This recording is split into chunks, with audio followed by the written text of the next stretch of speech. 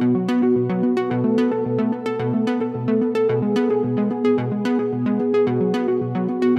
whole career has been about the satellites and rockets. As much as I love them, I hate to say it, but it's not about the satellites and rockets and the spacecraft. It's about the data that they collect and bring down to Earth.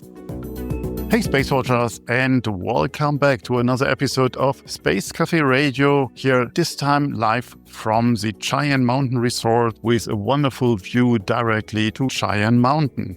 And for the space geeks among you, Cheyenne Mountain, that rings a bell. I have today the great honor to have Clint Crosier in the show. Many of you might have heard of him in the last years. He was heading and he was starting one of AWS' very interesting business in the space sector, but more about that later. And he brings 33 years of active duty, and he is one of the architects of the US Space Force, and so on and so forth. And in his life, he covered a number of major transformations, and the next one is on the horizon. So I'm very happy to have him on the show. Clint, how are you doing today? Thank you. I'm very good, Torsten. Thank you for having me today. It's my honor, and it is thrilling to be here in Colorado Springs on the eve of the Space Symposium this year. So we're a lot of us here in town for the Space Symposium this week. You have been here, and not just at the Space Symposium, but you also have been stationed here in your active duty. Is that correct? Yes, that's right. I think this might be my 15th or 16th or 17th Space Symposium. I've lost track over the years, but I was stationed here several times. I was stationed at Schriever Air Force Base at the time, now at Schriever Space Force Base, which is just about 10 miles east of here, where I commanded all of our satellite communications, SATCOM capabilities, and our GPS capabilities. And then I was at Peterson at headquarters of Air Force Space Command, helping run the space budget at the time. I thought we can talk about Stargate in Cheyenne Mountain, but I think we leave that for another episode. You were the lead architect and planner behind the creation of the Space Force. Take us back. Why did the United States needed a Space Force? What was broken in the existing structure? Yeah, what an honor and a privilege it was to have that role as one of the lead planners in the very beginning of the U.S. Space Force. And I'll tell you, it was all about timing. If you think back from land to sea to air to space, it has always been that as humans lived and operated on the land, ultimately it came to the circumstance that they needed to protect and defend their territory. And so armies were born. And then as we started operating on the high seas, we learned that we had to protect and defend the shipping lanes and international commerce. And so navies were born. The same is true of air forces as we have to protect and defend the air domain. And the same has become true of space. When space was initially born all those years ago, 40, 50 years ago, it primarily was peaceful at the time. But over the last couple of decades, we've seen potential adversaries creating capabilities that can threaten the U.S. and its allies and their ability to leverage space, not only for our military, but for global peaceful uses. And so it had become time that we needed a service that could protect and defend in the space domain, just like land, air, and sea. And the time was really right to do that. As there are other countries of the Allies, and that's what I would like to focus on, are having their space command now in place. Do you think that they will need over time also a separate force, like a Space Force that you had? So was it too much to keep it in the Air Force? I think that it depends on the particular journey that each of those countries is on, and it depends basically on the size and scope of the capabilities too. And so I'll give you a few examples. In the U.S., General David Goldfein was our chief of staff of the Air Force, and he called me in one day and he said, Clint, the president is really getting serious about creating a Space Force, and he wants a plan to create a Space Force, and he wants it in 30 days, and he wants a Space Force established within 6 months. It was Trump's first. That was Trump's first term. And as I'm standing there, I said, Chief, you remember that I asked for permission to retire a few months ago and you approved it. When you're a general, you have to ask for permission to retire. And I said, Chief, you remember you approved my request to retire. And he reached over and he put his hand on my shoulder and he said, yeah, about that, permission being withdrawn, and you're going to lead the creation and development of the Space Force. And I tell that story because General Goldfein would later go on, when we talked about the need for the Space Force, General Goldfein would say, look, there's 12 core functions in the Air Force. There's air mobility, there's intelligence and reconnaissance, there's air superiority, there's space. He said, at best, I can spend 1/12 my time as a service chief focused on the space domain. He said, that's not good enough in the environment today where it's contested and congested. He said, we need a chief that can spend full time on the space domain. And that was really his thinking crystallizing about we need a service that's dedicated and focused on that. And I'll tell you what's happened as a result. When you put in an infrastructure that was focused solely and completely on space, not 1/12 space, but solely and completely, that enabled us to do things like focus on the budget. The budget when we stood up the Space Force for space was about $9 billion in 2019. Today, it's about $30 billion. So it's been a threefold increase in spending that's gone to the space domain as we've developed a service dedicated to understand what we need to put in that domain to protect it and defend it, and then all the things that comes with it, new capabilities, new doctrine, new training, new education, etc. So that was the biggest reason. We needed to put the doctrine in place, we needed to put the dedicated funding in place, and we needed a cadre of people, professional space operators who focused only on space as we built the capabilities to protect and defend it for the U.S. and our allies. What were the biggest political and institutional hurdles? Because I'm quite sure there have been, and that you had to overcome inside Pentagon and on Capitol Hill. You also spent a year, if I'm not mistaken, working in the U.S. Senate. So how did that shape your approach? I did. As a fellow, when I was a young major earlier in my career, I spent a year working with the Senate Armed Services Committee as a fellow inside the U.S. Senate. So I learned a lot about how the government operates and how Capitol Hill operates. And so from that experience, I'll tell you, it was clear to me, we had to make sure the president said he wanted a Space Force for all the right reasons, but there were a lot of antibodies within the Pentagon that didn't want to do that, to be sure. And part of that was just retaining capabilities because we were going to take capabilities from other services and consolidate them inside the Space Force. And it's just like when the Air Force was born out of the U.S. Army in 1947. There were people in the Army that didn't want to give up the control, and that was true in some degrees in the Air Force as well. So we had to deal with all those. But the bigger issue, I will tell you, was on Capitol Hill in that the Congress was doing the right thing. We were able to bring the threat to the Congress. So we brought numerous classified briefings to the Congress and showed them this is what potential adversaries are doing. And if we're going to protect and defend, if we're going to make sure the American people can use GPS and our allies can use satellite communications, then we're going to have to be able to protect and defend it. And so they got that, but they were really worried about the cost and the size and the bureaucracy of it. So we had to be very careful, and we built a plan, and that was my job. We had to build a plan that showed we were only going to build that which was absolutely necessary. Operations, intelligence, and acquisition, and we were going to leverage all of the common support functions from the Department of the Air Force so that we could stand it up light, lean, and lethal, as we said. And so that was a real win when we helped the Congress recognize that we're going to build this capability that focuses only on the operations required and not build a large bureaucracy that was going to spend a lot of money and waste a lot of time. You mentioned a few times when I could listen to you that the birth of the Space Force people find fascinating. And it is obviously, give our listeners one of those moments, something that captures what this process really was behind closed doors.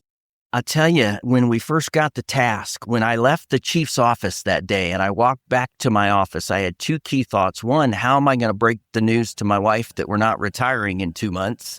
So that was hurdle number one. Hurdle number two was I remember sitting in my office and looking up at the big whiteboard, and it was empty. And I remember looking at the big whiteboard, and I got up and I wrote, how do you create a brand new military service? And so it was daunting. But one of the challenges, frankly, was at first, many people inside the Pentagon looked at it as a vanity project by the president, if I can just be honest and say that, right? But what they didn't fully understand is going all the way back to my time as a young lieutenant in the 80s and 90s, the idea of a separate Space Force has ebbed and flowed over the last 40 years. This is about the fourth time in my career the idea got a tailwind behind it and surfaced, but we just weren't quite ready at the time in terms of the capabilities and the threats. But now the time was truly right. So there were some people that treated this, because I was tasked to build a plan to stand up the Space Force, and we built a plan. There were some people that said, oh, okay, there's that plan, but it'll never be enacted. Congress will never approve it. It's a waste of effort. He's running around doing all this busy work. It'll never see the light of day. And some of the people even on our team believe that. But there was one day in particular when I came back from briefing on Capitol Hill, and we had been over to the White House and briefed members of the White House, and then we'd been over to Capitol Hill. And I came back to my office and I was reporting to the team sort of the thoughts and feelings from the White House and from Congress. And I said, teammates, for the first time, I really, truly believe it's a higher probability this will happen than not. And that was the first time, about 4 months in, that I actually believed the probability was higher we would enact a Space Force this time than not. And that changed everything on our team. It was real all of a sudden, and that was a big difference. Coming back to your private situation, when you told your wife, hey, Annie, I will not retire, we will create a Space Force. What was her response? A flying plate? No flying plates, because she's not like that. A few tears, if I'm honest, because we had grown children that lived in different parts of the country and we were eager to move where we could be closer to the grandkids. And so suddenly that was being taken away. So she was a little upset for a few days, but we were married 35 of my 33 years on active duty. So she'd been with me from day one, and she knew that this is something we had to do. And she said, Clint, this could be a really big, game-changing, transformational activity that takes place within the U.S. military, and I'm glad that you get to be on the inside of it. Let's move fast forward. You commanded the global GPS constellation, and with that, you led a live swap of the entire operating system on orbit for 1 billion plus potentially today users. Yeah. Walk us through that. So what could have gone wrong? That was a little bit daunting, to be sure. So let me run the tape back. This is a number of years ago now. This is 2004, 2005. I was a colonel right here in Colorado Springs, commander of the 50th Operations Group, which is today Delta 8. We renamed all the Air Force organizations to Space Force organizations here at Schriever. And so part of what I was responsible for was the global GPS satellite constellation with 1 billion users around the globe. And so the infrastructure, the operating system was getting old and difficult to maintain. And so the Air Force put a lot of money behind it, modernizing the system in a program we called AEP, Architectural Evolution Program. And so it was a sustained update for the operating system. And we went through months and months of planning and testing and readiness and preparation, as you would expect. But to be honest, that final operational readiness review that we did after months and months of testing and experimentation, when it came time for me to give the final approval to essentially throw the switch and move from the old operating system to the new operating system, the pucker factor was a little bit high, if I can use that term. There was some anxiety that I had, knowing that either nobody is going to notice, which means the operational changeover will go without a hitch and nobody will even notice that we're operating on a new operating system, or we're about to get a whole lot of phone calls in the middle of the night from all over the planet wanting to know why GPS isn't working. Luckily, you and your listeners didn't know anything happened and everything was successful. Think about how we've come to rely on GPS today. Yeah. People don't even know all the ways we use it.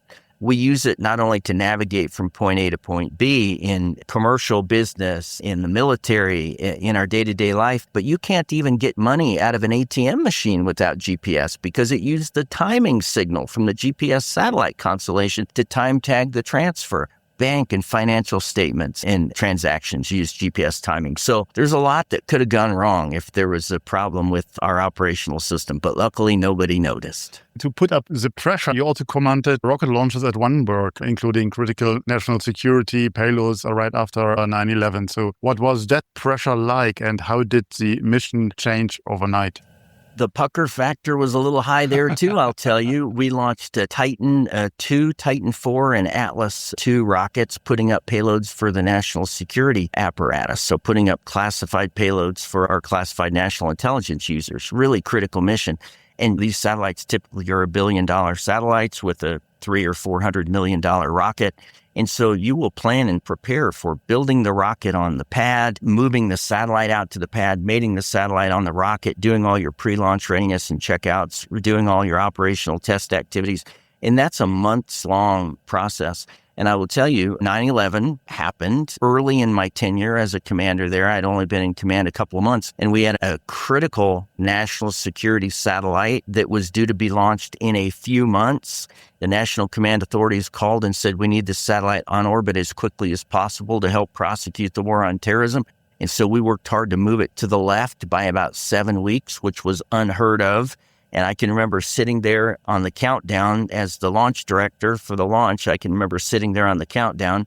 Everything had gone swimmingly. Everything looked to be on track. But I remember again thinking, when you pull a launch 7 weeks to the left earlier than you intended, I remember thinking, if something goes wrong and this rocket winds up in the Pacific Ocean, this might be a very short command tour for me. But luckily, everything went fine. Brilliant execution by the men and women of our team. And the satellite was on orbit doing its job in record time.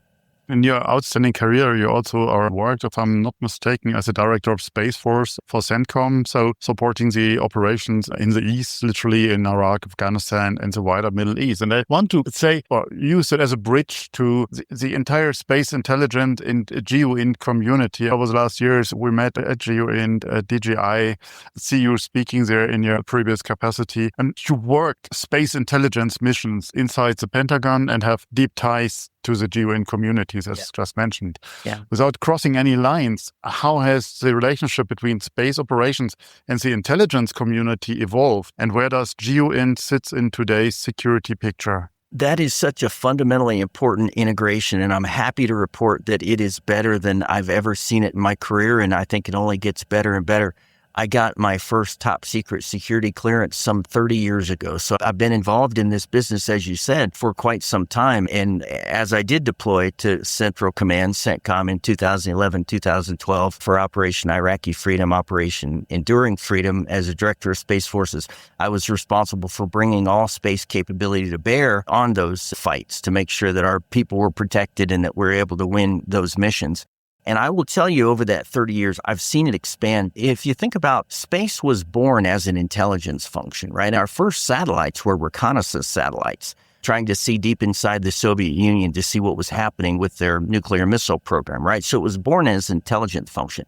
And it was always highly segmented, highly segregated, stovepipe, and we kept it apart from everything else. And there was reason for that. But so initially, as we started doing tactical space for operational militaries, we kept those so segregated, it was really about disconnecting them on purpose. And then we went to a phase where we started to try to deconflict, right? We don't have to keep them disconnected, but let's at least deconflict them. And then we moved to coordination. And I would tell you now it's truly integration. And I think about things like even my tenure at U.S. Strategic Command in Omaha as the Deputy J3 and the J5, we were part of the process that created what is now today the National Space Defense Center, again, right here in Colorado Springs over at Schriever, which is a hybrid organization between the U.S. military and the U.S. intelligence community that's doing collective space domain awareness and space defense together as a GeoInt mission, but to make sure that we can take advantage of the best of both of those worlds, the Title 10 world, the Title 50 world, the military, the intelligence, and bring those together.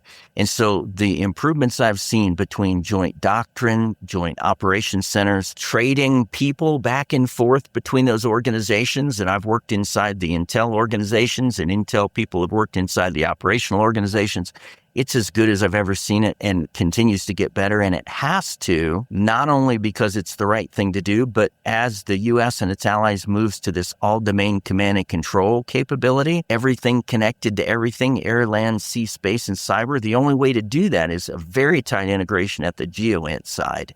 And so very proud of where we've come, but also really excited about the improvements that are continuing to unfold. Let me follow up on that. Commercial Earth observation, AI-driven analytics, proliferated constellations. Is the GeoInt revolution more of a commercial story now than a government one? Especially when we talk about classified data. Yeah, and I think that is, from my point of view, not being inside the system, one of the biggest hurdles for progress and speed. Mm-hmm. Because you can have image A from a commercial provider on 30 centimeters resolution, super duper, and literally the same as a classified one. Yeah. How to deal with that? So I won't confirm or deny any NIRS capability or centimeter capability or any of that thing, right? But you do make a really important point. Commercial imagery is playing a larger role than ever before, and I think it will continue to evolve that way as well. And the reasons are, again, quite frankly, in the early days, only the U.S. military and the U.S. government could build that kind of capability. Fast forward these 40 or 50 years, and now you have innovative commercial companies who can build these kind of capabilities with advanced technology, like what we were bringing to them at AWS when I led the AWS space business. And so you've got technology has evolved and innovation with these companies has evolved where they can build, in many cases, similar capability to what the U.S. and its allies are building. And what that does is it adds additional capacity.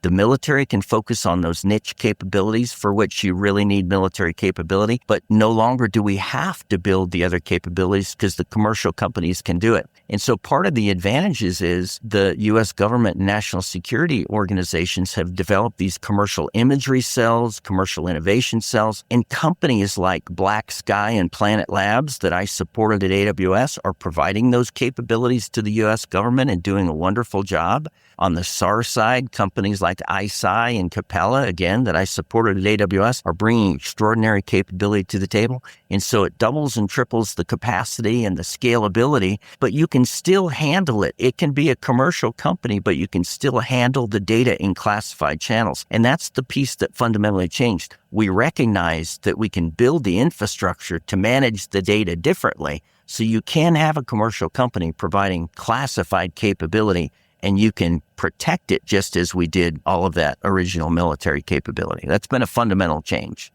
If you take off the American hat, you worked enough internationally to know what is the status in many of the also allied countries in terms of space capabilities. Critical allied capability, by the way.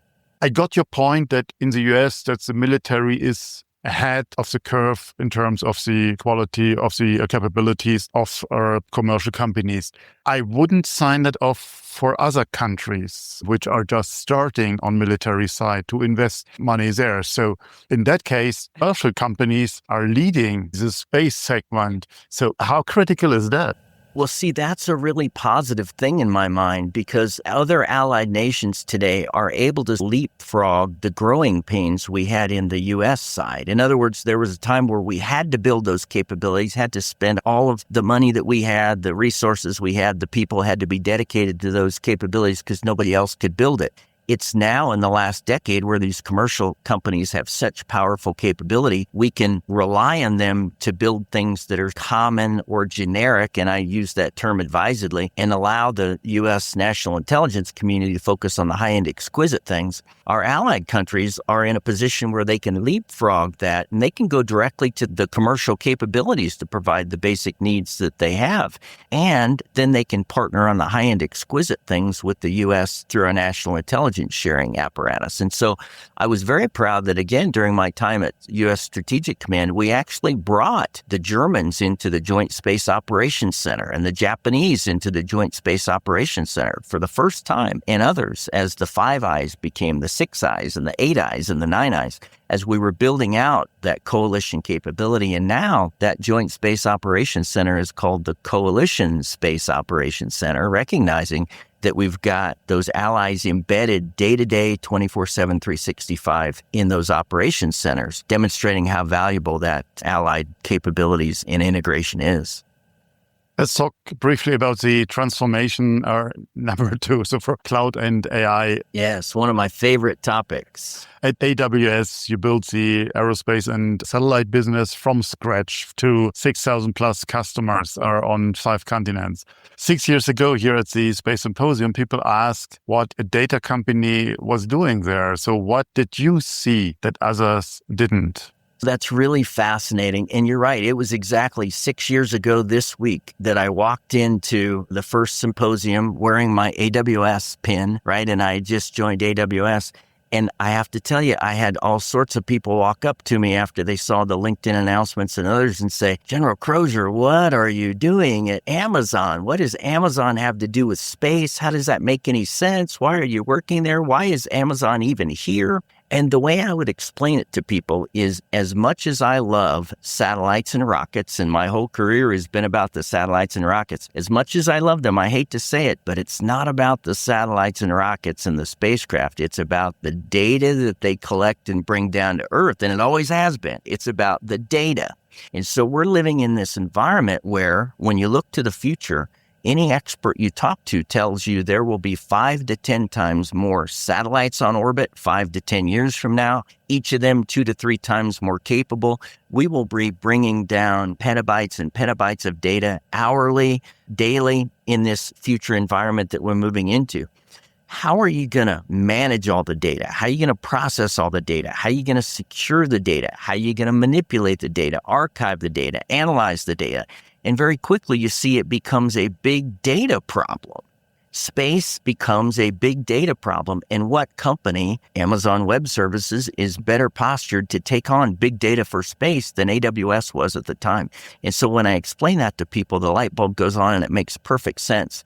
And so we've gone from 6 years ago where I walk in and people say, why is Amazon here? To now I walk in and people go, of course Amazon's here. And how do I get some time to sit down with you and talk about how we bring all of the advanced cloud technologies into our mission set? Because all of our competitors are doing it. And I know we'll be left behind if we don't do it as well. So it's really been a fundamental transformation. And I've been very happy to see it, really proud of seeing it, frankly.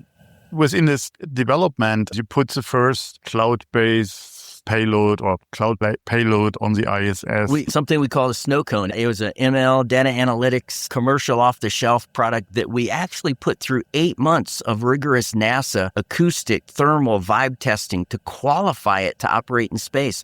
And without making any modifications to it at all, that tells you how rugged this thing was to start with. It passed the NASA qualification testing, and we're able to launch it through our partner, Axiom Space, onto the International Space Station. That goes on for satellites. Today, we have a number of the startups also putting their AI capabilities. That's right. And we did that with our friends at D-Orbit as well. We built a purpose-built hardware, software, AI/ML package and launched it on one of D-Orbit's satellites and did on-orbit pre-processing of data on the satellite instead of having to bring it down to Earth and process it, which was fundamentally different than the way we've always operated too. Get your crystal ball out now. So where is that cloud for space revolution heading next? I appreciate your reference to cloud for space because that's what we tried to build. We set out to tell people we wanted to build an industry within an industry. We wanted to establish the space cloud industry, and we wanted it to become a normal operating capability for space companies to embrace cloud and cloud-based technologies. And I think largely we've done that, as we've just said. As we think about the missions in the future and how exciting was it to see the Artemis II team launch, do a trip around the moon, come back to the Earth safely. That was amazing. All eyes in the world watching that. But you think about that. We've kicked off this Artemis phase where we're going to build a human encampment on the moon and then move on to Mars. And by the way, that's the U.S. and 27, I think at last count, countries that have signed up in the Artemis Accord. So it's not the U.S. by itself. It's a coalition of international spacefaring nations. But we're going to have a human encampment on the moon, pushing on to Mars. We've got companies like Axiom and Vast and others that are building commercial space stations. Blue Origin, my friends, who I worked very closely with at AWS. And so we're going to have space stations in orbit. We're going to be doing in-orbit servicing and manufacturing and propulsion improvements. We're going to be servicing satellites and fixing satellites and building satellites and printing satellites from orbit. As you look at all these missions, we will need more autonomy. We will need more advanced AI/ML capabilities, more data analytics, and we're going to need them closer to the workloads. At AWS, we made a big deal over the last 10 years about pushing the cloud to the edge. And when we said edge, big AWS meant out to places outside of data centers, right? If you weren't in a data center, you're on the edge. And so instead of you bringing your data to our data center, we push the cloud out to you. Now, when I adopt that for space, when I push the cloud to where my customers needed it, my customers need it on the moon, on Mars, in geo orbit.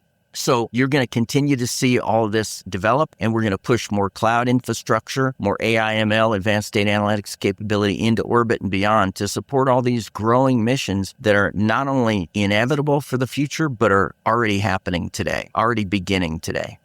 When I was with PT Scientists, the German mission to the moon with kids of the Google Lunar X Prize, we had Amazon at one point also as partner on board to think about getting data center on the moon. Because when you build lunar landers and you bring them to the moon, everything goes smooth. And then So what? What are you doing there?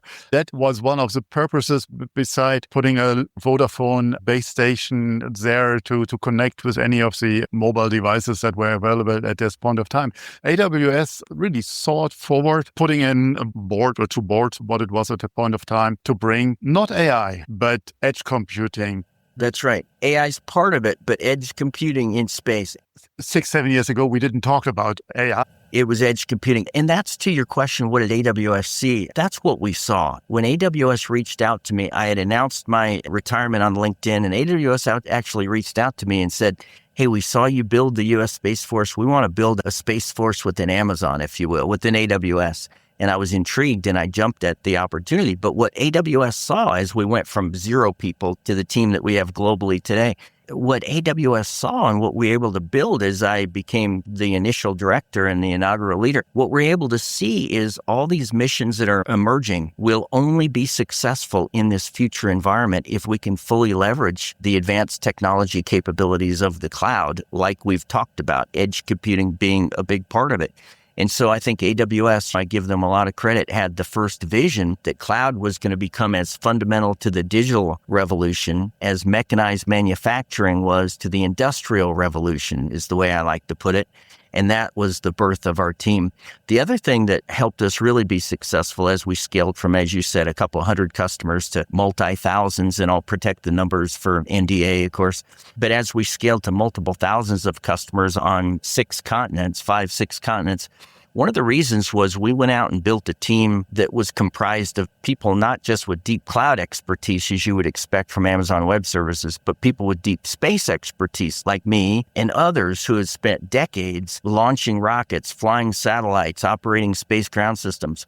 And so when I sat down with our customers in those early years, they would tell me, finally, somebody that understands our mission. They said, when we worked with other cloud companies who wanted to work with us, we spent our first 2 or 3 meetings explaining what a satellite was and how it operates. With your team, we sit down and in 10 minutes, you're telling us, hey, we flew satellites, we launched rockets. Here's 5 practical ways you can leverage the cloud to enhance your mission performance. And we're often building things in meeting number 2 instead of still trying to explain what space operations are. So that was a fundamental difference too.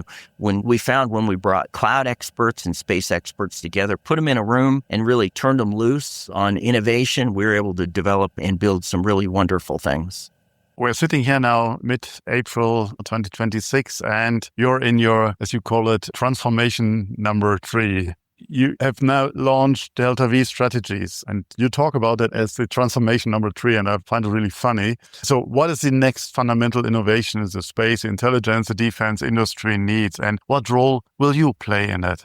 After I mentioned that you had to ask permission to retire when you're a general, and after we got the Space Force up and running, I went back to the chief and said, okay, chief, can I retire? I did what you asked. Can I retire now? And he said, yes. So mission complete, job well done. Transformation number 1, we have a U.S. Space Force. And then I moved to Amazon. And over the last 6 years, of course, we built this space cloud industry that I'm very proud of. And now you'll be hard-pressed to walk the floor at Space Symposium and find a major company that isn't leveraging the cloud. And in many cases, it's AWS cloud. And I'm very proud of that. Transformation number 2, bringing the cloud to space. But it ran its course. I did what I set out to do. We built the space cloud industry. And now I feel like I've really got the opportunity to do the next really cool thing. And so I created Delta V Strategies, a consulting company that I'm starting to put together. I'm still open to exploring other full-time opportunities, but I'm really excited about Delta V Strategies right now. And look, we just talked about what does in-orbit service and manufacturing look like? What kind of propulsion systems are we going to need in the future to be able to do orbital maneuver warfare? What kind of capabilities are we going to need to be able to sustain life on the moon? When we think of all those things, they all require transformational new capabilities, leveraging advanced technology, new concepts under development.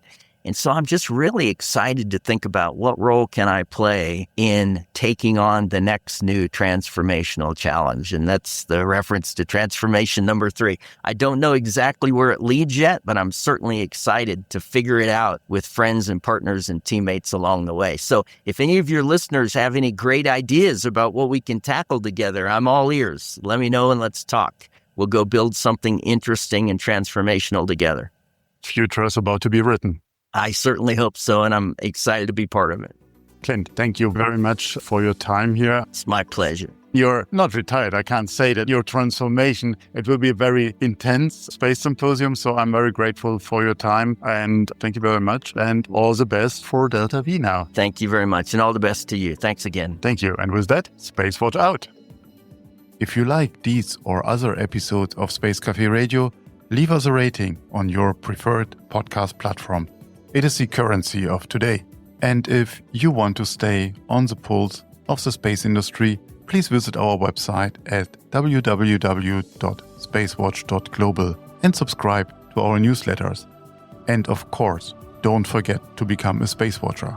I'm Torsten Kriening, publisher at SpaceWatch.Global, your independent perspective on space.